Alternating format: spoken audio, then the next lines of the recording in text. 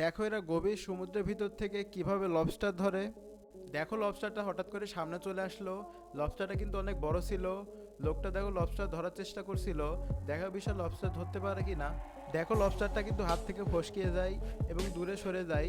তারপর দেখো লোকটা আরও একটা লবস্টার ধরতে যায়, কিন্তু দেখো এটা এত দ্রুত চলে যায় যে সে কিন্তু ধরতেই পারে না। তো দেখার বিষয়টা সে আসলে ওইগুলো লবস্টার ধরতে পারে কি না। তো দেখো সে কিন্তু একের পর চেষ্টা করছে, লবস্টার দেখো সামনে লুকিয়ে আছে। দেখো এই জায়গাতে ধরার চেষ্টা কিন্তু আবার পালালো। দেখো কি পরিমাণ জোরে লবস্টার পালাচ্ছে যে সে ধরতেই পারছে না।